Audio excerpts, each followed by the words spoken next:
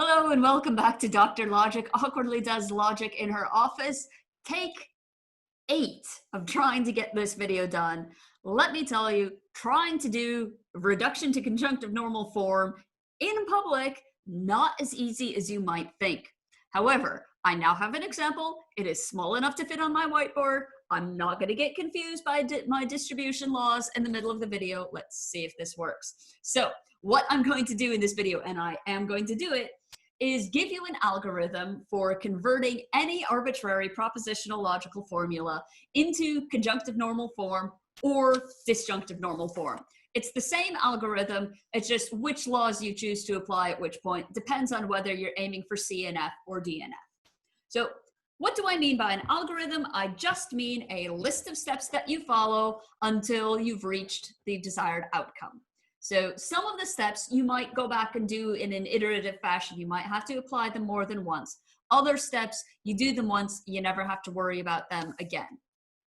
Let me bring up my whiteboard so that I can walk you through what the steps of the algorithm are. So what we will do is take an arbitrary, well-formed formula, phi, and get my thing out of the way. So, and then we will reduce it to CNF or DNF as follows. First step, eliminate all implications. So remember that if P then Q is semantically equivalent to not P or Q. So any place that you see an implication, you can just remove it and replace it with the equivalent disjunction. This is the step you only have to do once because none of the other steps will introduce new implications. So once they're gone, they're gone. Then apply De Morgan's laws and double negation until only atoms are negated. So you'll probably start off with negations attaching to complex formulas. But De Morgan's laws allows us to take a negated disjunction or a negated conjunction and turn it into a conjunct of negations or a disjunction of negations, so that each time that we apply the laws, the negation moves from being outside of the main connective to being attached to the things the main connective connects. Double negation factors them away. So eventually you'll end up with, you might end up with pairs of negations and then you can just erase them. So they will be gone.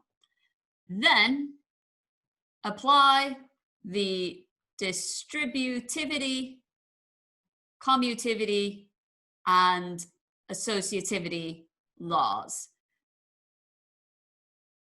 to, in the case of CNF, distribute the disjunctions over the conjunctions. In the case of DNF, to do the opposite.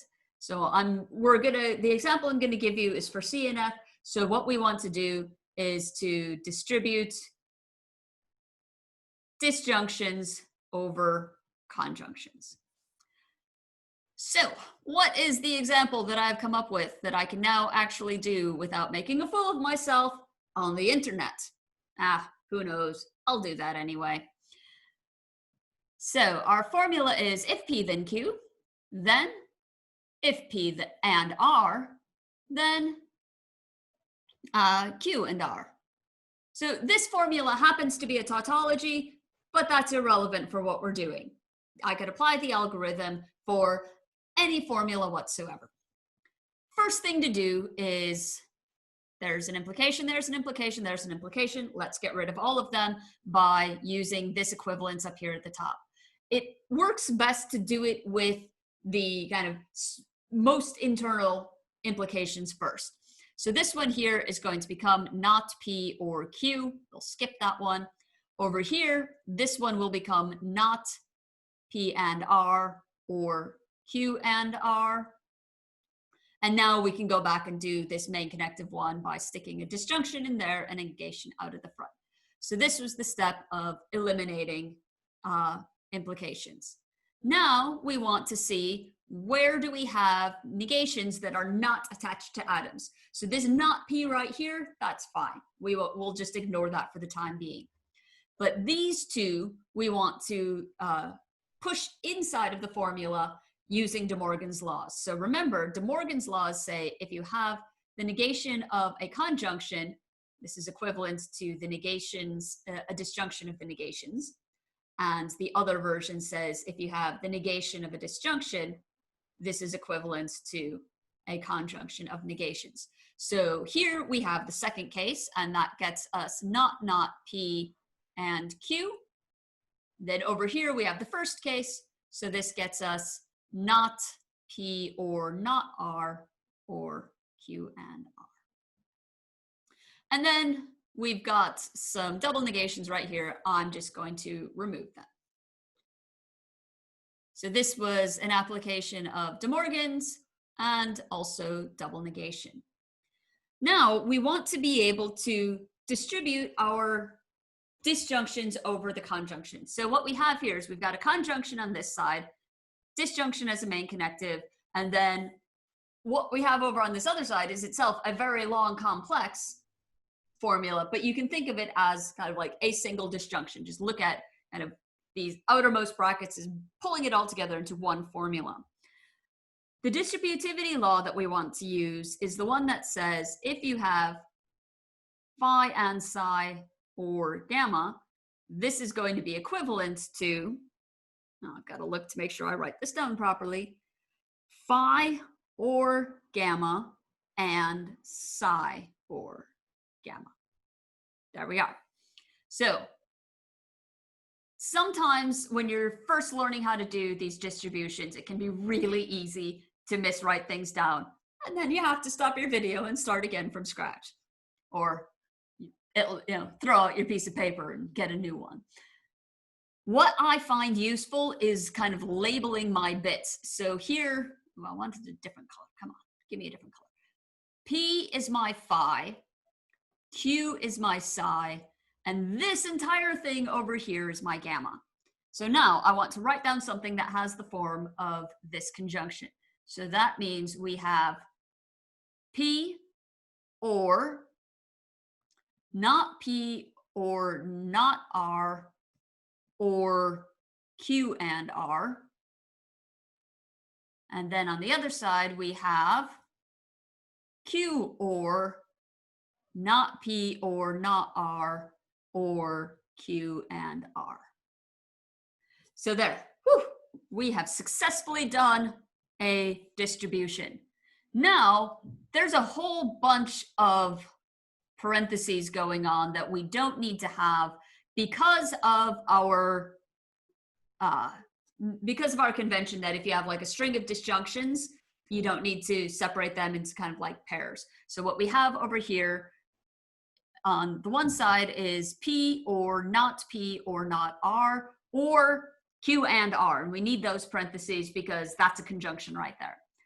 Or Q or not P or not R or Q and R. So let's take each one of these individually because what we have again is another case where we can do distribution. So let's kind of cluster all of these guys together and all of these guys together. So the associativity and commutativity laws are what allow us to do that. And now we've got another case where this is going to be our phi, this is going to be our psi, and this entire thing is going to be our gamma. So that gets us Q or P or not R and R or P or not R. Or, now I've got to worry about having enough room. Let's see if I can write smaller. Same thing over here. This is our phi, this is our psi, this is our gamma. So we have Q or not P or not R, and R or Q or not P or not R. And yes, now what we've got are a disjunction of two conjunctions. And then each of these conjunctions is just a string of atoms or negations. So you can see that we are getting very close. This isn't quite CNF yet because our main connective is still this disjunction, and what it is disjoining has complex conjuncts in it. However, if we were just to look at this or just to look at this, each one of the disjuncts is in CNF because this is a conjunction of a disjunction of atoms. So this is in CNF, this is in CNF. This entire thing is not yet in CNF, but I'm struggling to see exactly how I could usefully continue this distribution and still have enough space on my whiteboard. So frustrating that yet again, I can't actually give you a full and complete example. Maybe I should have picked something even smaller, but what I've shown you, I hope at least illustrates how it would go. If you've got a nice longer, wider piece of paper, pause the video, take this, do the last step, and you'll see that by continuing to distribute the disjunctions over the conjunctions, eventually you will get into something that is a disjunction, or sorry, a conjunction of disjunctions where both the conjunction and the disjunctions may potentially be degenerate. So I'm going to pause here because this has already gotten quite long and quite complicated. Maybe in another video, just so that you can see the full thing from start to finish, I will pick a dead easy and very basic sentence and work you through the whole algorithm. But one more thing I will say before I end is that you'll notice that converting into conjunctive normal form is not an efficient process. What I mean by that is that, first of all, the formula itself gets much longer. What we started off with here, it took a lot less space to write than what we have down at the bottom, and we aren't even done yet. But it's also inefficient in the sense that you end up getting duplicative information. So over here, like we have both Q or Q. So, we don't really need to have that Q. We could get rid of it and the sentence would still mean the same thing. So conjunctive normal form using this algorithm does not generate the most efficient representation. In fact, finding the most efficient CNF representation of a formula can sometimes be computationally very tricky. So I will leave you with that. And next video, maybe I will do like a really basic, simple example, or maybe I'll come back to that at another time.